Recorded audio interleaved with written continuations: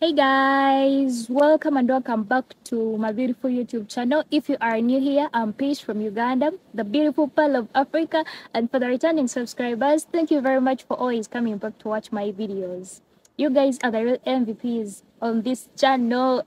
So on today's video, I'm going to be talking about the things you should be mindful of when you're coming to Uganda or before you visit Uganda.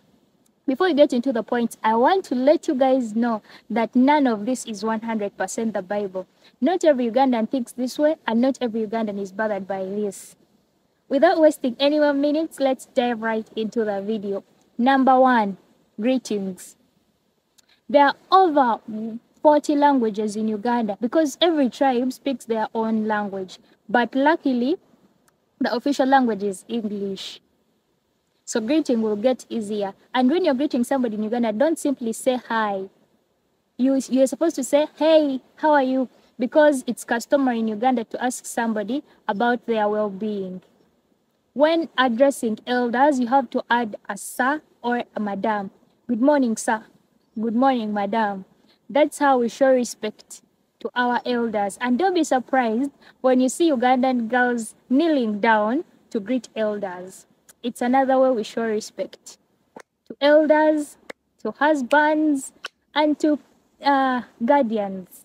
When you meet somebody new, always greet them with a firm handshake and maintain eye contact.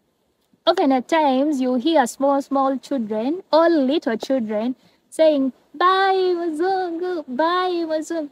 In Uganda, Muzungu means white person. So they're just excited to see you and they will be waving while smiling. The only thing you have to do is wave and smile back. It will really make their day. When you enter a room filled with very many people, acknowledge the presence of everyone. Because if you enter a room and you only greet one person, in my country, you'll be regarded as impolite and rude. So please, when you're doing the greetings and you don't want to feel awkward, do them the right way. It could save you in one way or the other. Number two, dress code. When you're traveling to rural areas of Uganda, you have to dress decently. If you are a female, all your clothes should be below your knee. Number three, mode of communication. The moment you land at Entebbe Airport, make sure you grab yourself a prepaid SIM card. Prepaid SIM cards are cheap. You could get yourself a Leica SIM card, Airtel, or an MTN SIM card. In Uganda, you can't rely on Wi-Fi to communicate to people over the internet. So you have to buy data, and in doing so, you have to own a prepaid SIM card. Number four, currency. The local currency in Uganda is a shilling. And most people in Uganda still use cash because card payments are not so common. So if you're moving around in Uganda, make sure you have some cash on you. It's very essential. Small bills go for like 1,000 Ugandan shillings. That's about 25 cents. $1 is approximately equal to 3,800 Ugandan shillings as per January 2024. There are different exchange offices in bigger towns, at tourist attraction centers, and at Entebbe Airport. Make sure you know the exchange rate of US dollar to Uganda shillings to avoid scammers from using their smart head on you. Number five, mode of transport. Bodas are very common in Uganda. By boda, I mean the motorbike. Because boda zituyamba, boda zikole medium. That particular song means bodas help us, bodas do the work. If you fear motorbikes, I wouldn't recommend you to use a boda.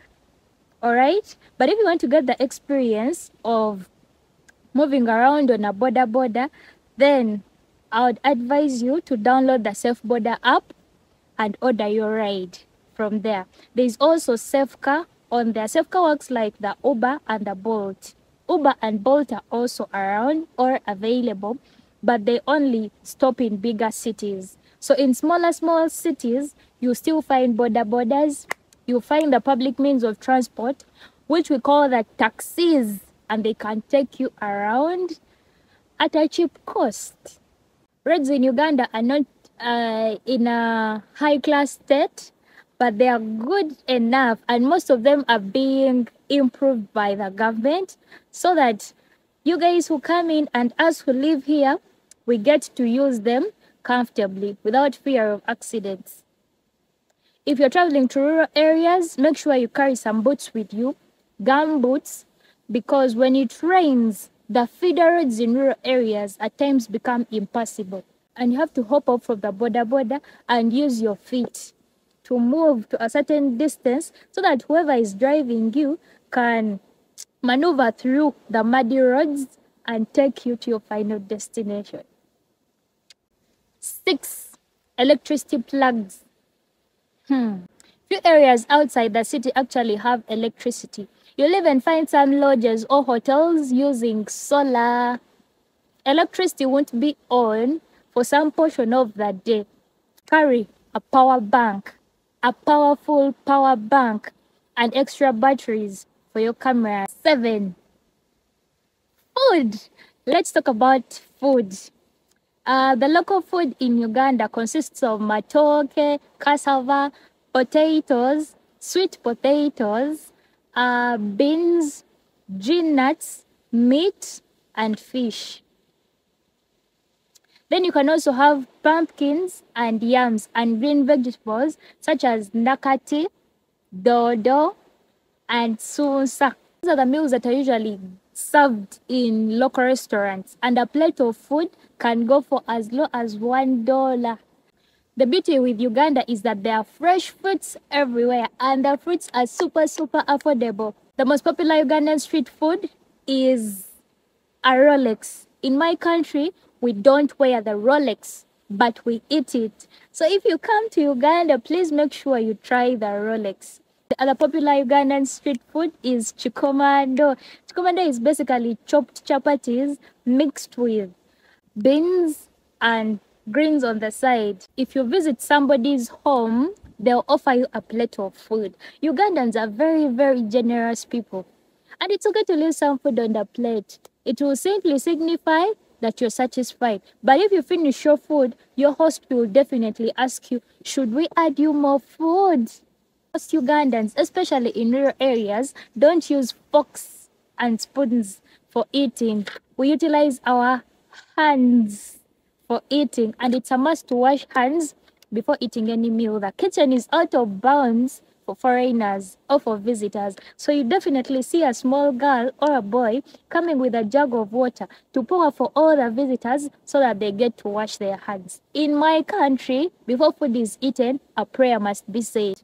Green vegetables are not usually served to foreigners because they're associated to poverty. But meat is a delicacy in my country. So if you're a guest to someone, they'll definitely offer you a meal with meat on the side. At times, they will not even ask you whether you eat meat. They will just give it to you. And if you be like, I don't eat meat, they'll be so surprised and they'll suggest African herbs that can help you or heal you from not eating meat, because they'll believe you have an allergy of a given sort that prevents you from eating meat. Vegetarians are not common in my country because people would rather accept you to be a vegetarian for religious reasons than for animal rights reasons. 8. Pets. Most Ugandans own cats and dogs, but those animals are not kept as pets. Dogs are kept to guard homes and prevent thieves from coming in, while cats are kept to eat rats within the house. So don't be surprised when most Ugandans have zero respect for those animals. Most of them are not emotionally attached to them. I love dogs though. Number 9, dating and romance. Oh, in my country, it's forbidden to show or to display affection in public through kissing, pecking, smooching. You're going to be seen as obscene, especially in rural areas. Most Ugandan men believe that a man's advance to a woman should never be rejected. So you should give this man strong signals to show them that you're not interested in having a relationship with him. Because if you don't, most of these men think if you reject his proposal, it means try harder. And some of my friends usually tell me when they try harder, the girl usually accepts. Ugandan women don't make advances on men, and men find it difficult when women make advances on them. Let me tell you something. If you make an advance on a man, you basically interpret it as you being a loose woman. They'll come and take advantage of you, and they'll go to their friends and tell their friends that you are a loose woman, and they'll recommend their friends to come and take advantage of you. So if you're a foreigner in Uganda, and if you're a Ugandan girl watching this, respect yourself and don't make any advance on any man. If a man invites you for dinner or lunch, what they usually call a blind date, you don't know this guy, carry a third person with you for security purposes. Most Ugandans love to be complimented. So please compliment us when you come to our country. Number 10, politics. I would advise you not to participate in politics. If you find Ugandans discussing yellow and red, leave that matter to Ugandans, because, my dear, if you take a side,